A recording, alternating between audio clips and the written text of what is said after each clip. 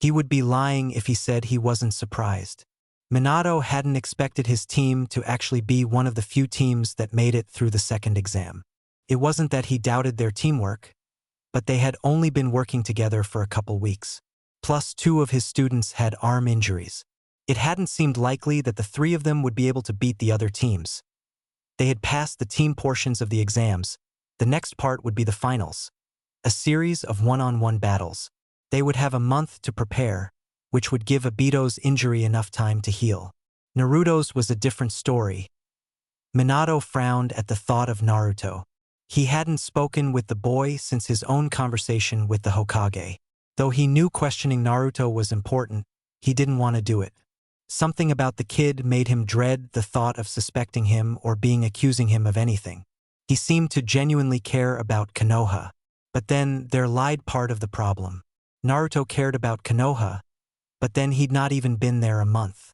Was it possible to become so dedicated to your village in such a short time? And then there was the fact that Naruto came just a few weeks before the Chunin exam started, and he was found by a team that would benefit the most from having a 4th member. As much as Minato didn't want to question him, there were things that just didn't line up.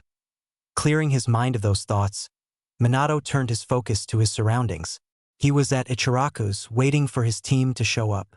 Apart from a brief meeting right after the second exam, this would be the first time he saw his team since they started the exams. He was sure they would have a lot to tell him, especially Obito. He heard shuffling behind him and turned to see Kakashi approaching. Kakashi didn't say anything, but quietly slipped into the stool next to him. Though Minato understood him more than most, parts of the shinobi were still a mystery. Kakashi was so young, yet he carried himself like a well-seasoned veteran. There had been a few times when Minato had thought Kakashi was on the brink of acting his age. But then in a second his mask was back up and his face was stoic. Ramen, ramen, ramen.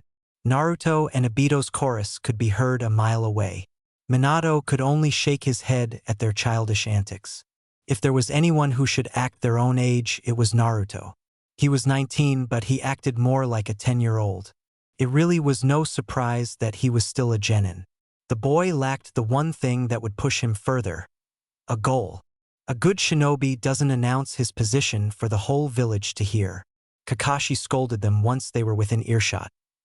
Obito shook his head disparagingly, while Naruto said, "Alas, he doesn't understand the goodness that is ramen. Just the mention of the glorious food can end wars. Now you're sounding like Gaikuin." Rin frowned as she met them at the ramen stand. Now was as good a time as any to break up what could become an argument. "Tell me about the exams."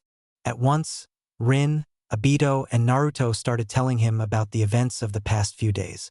They continued to talk even after they began on their ramen. Between the 3 of them, he was able to figure out that the first exam had been a breeze, while the second one was a little harder. "We were actually saved by the team sent from IWA," Rin was saying. "The 3 of us were separated and 2 went after me and 1 after Obito. The IWA shinobi came to my help first, because they didn't see where Obito had gone. Once the first 2 were taken care of, the 4 of us tracked down Obito. Naruto had already found him, and the shinobi that had gone after Obito was unconscious." "How did you 2 beat the shinobi when neither of you have been able to use jutsus?" Minato asked. "They must have had great teamwork if they had been able to beat someone in their condition." Obito cast a quick glance at Naruto before answering. "We aren't weak, sensei. The guy was a good ninjutsu user, but a terrible taijutsu user. I managed to distract him by using some of the simpler fire techniques I know, while Naruto ambushed him and fought using taijutsu. Good work." Looking up at the sky, he realized they had been there for an hour already. "I need to get going. There are a few things I have to give the Hokage." He didn't want to do it now, but it seemed to be as good a time as any. "Naruto, I'd like to have a word with you. Can you come with me?" Naruto looked confused, but he nodded and came without saying anything. Minato took a longer, more secluded route, allowing the 2 of them more privacy for their talk. Once they were a good distance away from Ichiraku's, Minato started his questioning. "How was your arm during the exams?" Naruto looked down at his arm before he glanced at Minato. "I tried to use a water jutsu once, But the pain came and the jutsu didn't work properly. Minato nodded. From what Rin told me, it is a strange injury. How did you come by it? Naruto's countenance changed in a second. His eyes narrowed and his face darkened. Then as quickly as the mood change came, it left. Naruto went back to looking like his usual self. Still, those few seconds meant something. Naruto was indeed hiding something. Whether it was dangerous to Konoha was yet to be seen. But that expression had confirmed the Sandame's suspicion that there was more to Naruto than meets the eye. After several minutes of silence, Naruto surprised Minato by finally answering his question. Several years ago, I was trying to help a friend out.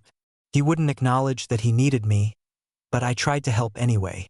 Things got out of control and I attempted to use a powerful jutsu. It didn't end well for either of us.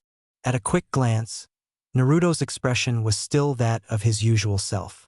But as Minato looked closer, he could see that the lines of Naruto's lips were tighter, and his eyes seemed to be darker than normal. While he couldn't say if Naruto was telling the truth about the injury, it was evident that Naruto didn't want to think about what happened the day he got that injury. Something big had happened to him that was for sure. At least Naruto's story of trying a powerful jutsu and failing at it made sense. Minato had hoped that would be the case. Hopefully the Hokage would trust his judgment in that Naruto meant them no harm. He and Minato had gone their separate ways as soon as they reached the base of the Hokage mountain. Naruto had known that eventually they would start asking him about himself, so he had been prepared when Minato asked him to join him on his walk. Not prepared enough. Shut up, Kyubi. Your expression couldn't have given more away. It only showed for a second.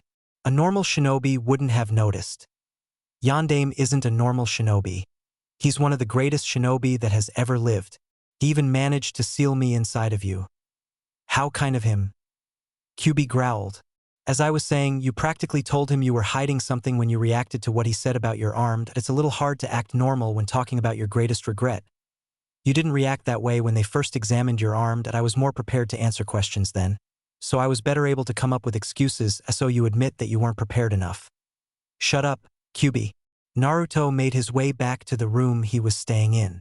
After locking the door behind him, he sat on the edge of his bed. He needed to sort through everything and make sure none of his lies contradicted one another. So far he had been able to avoid telling them much about himself. He claimed to have left his village, wandered for several years alone, heard about Konoha from a passerby, and possibly have a Kekkei Genkai. Keeping up with his lies was difficult, especially when asked personal questions. Lying down on the bed, Naruto allowed himself to rest. It felt like the first time in weeks, though it had only been days. Sleep came quickly. He tried to watch where he was stepping, but there were so many bodies littering the ground that it didn't matter. The once green grass had already been stained red.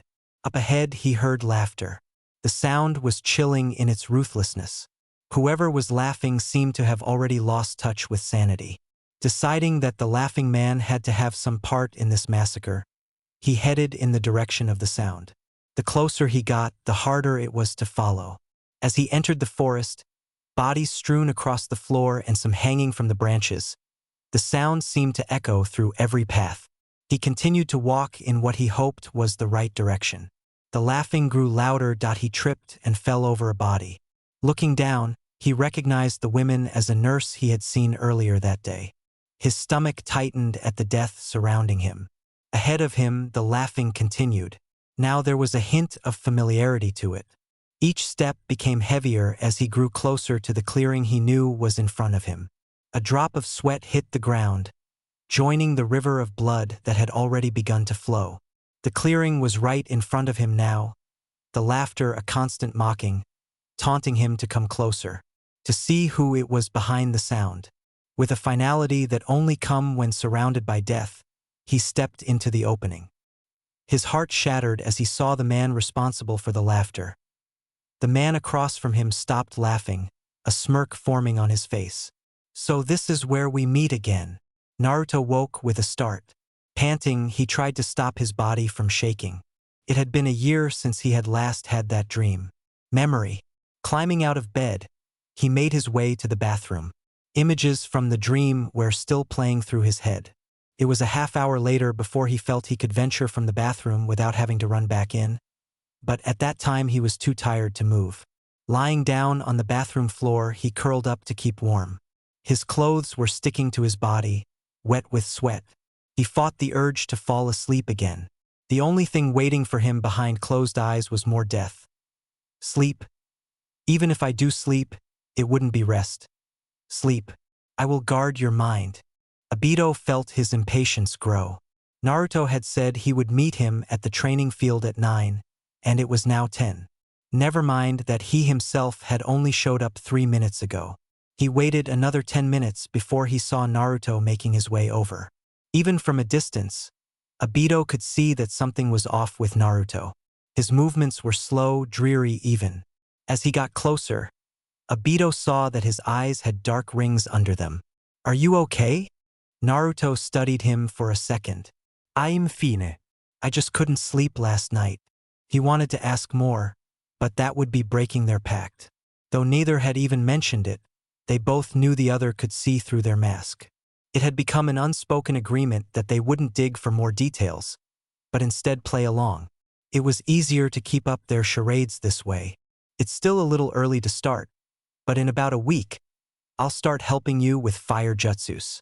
Naruto sat down and leaned against one of the training poles. "I assume you asked to meet up today because you had more questions." "Of course I have more questions. First you go off and tell me that you're from the future. Then you confess that you're the Hokage. Do you know how hard it's been not to ask questions?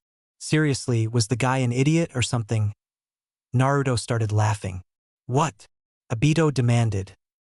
Naruto was still grinning, which was an improvement over his earlier expression. "You sound like I did at that age." Obito's eyes widened. In the past, when someone had said something about the way he acted, it had always been negative. Now here was a Hokage telling him that he reminded him of himself. "If you acted like I do, then how did you become Hokage?" Something dawned on Obito. Naruto and Minato looked so much alike. They could be siblings, or father and son, since Naruto was from the future. Growing up must have been so cool. You would have had the best shinobi ever as your father. Naruto's eyes showed sadness, but he still smiled. "I see you connected the dots on who my father is. It must be so cool to have Minato-sensei as your father. Sometimes I like to think of him as a father, but for him to actually be yours. That is so cool. Minato was such a nice person. He must have been a good father to Naruto. Can you please tell me a story about when you were a child?" Naruto thought for a minute. He stretched his legs out in front of him as he began. "While I was still in the academy, I was a little attention crazy. One day I decided to skip class and paint the Hokage faces up on the mountain. I messed them up pretty badly. The funny thing is, I was able to outsmart most of the Chunin chasing me. It was my academy instructor, Irika-sensei, who found me and dragged me to my classroom. Afterwards, I was forced to scrape the paint off all of the faces. Haha, I've never done anything as bad as graffiti. I bet people were pretty upset that you did that." Yeah, the villagers didn't take too kindly to me for a while. Naruto watched the clouds in the sky. "Tell me something crazy that you've done." That was hard. Most often the things that people assumed he did fun were things he did to fight depression. If he could brighten one other person's day, then his own would have no choice but to be better. Last year at one of the Uchiha festivals, the clan leader was giving a speech. Earlier that day I had filled balloons with pink powder and had hidden on top of one of the roofs. As the leader was giving his speech, I threw the balloons on him. He ended up being covered in bright pink powder. He had been so outraged at the disgrace that he became a sputtering mess. I don't think I've ever laughed so hard. What he left out was that the clan leader had called his daughter a useless waste of space. The child had needed something to lift her spirit. Plus, the man had deserved the humiliation. That actually sounds worse than painting the Hokage mountain. Obito shrugged. "What's Konoha like in your time?" "Not much different, actually. We're no longer at war, so times are more peaceful, but not much else has changed. Things look a little different now, but there hasn't really been much improvement in everyday life. For years things had been focused on the war, so only just now is focus being put back on home life improvements. That stinks. I was hoping there would be something cool, like a way to talk to people at a distance without having to use letter. It's called yelling. Naruto grinned as Obito shoved him. There are a few shinobi who have been able to use their minds to communicate with others. It's not a Kekkei Genkei, so everyone could learn it, but it's highly difficult to use. Can you use it? Yes, but it took me a while to master it. How long is a while? Naruto seemed to think about it. About 5 months. Obito's jaw dropped open.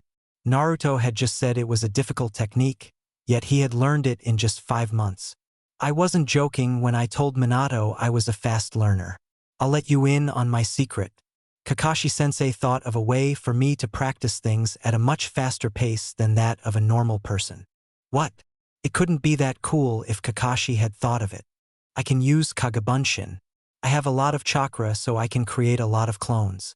I retain whatever a clone of me has done, so if I have clones working on the techniques, I get them a lot faster than a normal person would. Obito had heard of Kagabunshin, but he had never seen it. From what he had heard, the technique was difficult to use and maintain. Most people who could use it could only create 3 or 4 clones, and even then the clones and original would be weak. To be able to practice new techniques with a Kagabunshin should be impossible. You must have a lot more chakra than most people. Naruto nodded. Ido. My master always told me that while I lacked control, I had great stamina? Or maybe it was the other way around. Minato was on his way back to his house when a scream stopped him. It was a woman and the noise came from the bathhouse. Dread filled him. Running in the direction of the bathhouse, Minato knew what he would find. Sure enough, lying on his back, a stream of blood flowing from his nose, lay the legendary Sannin, Jiraiya.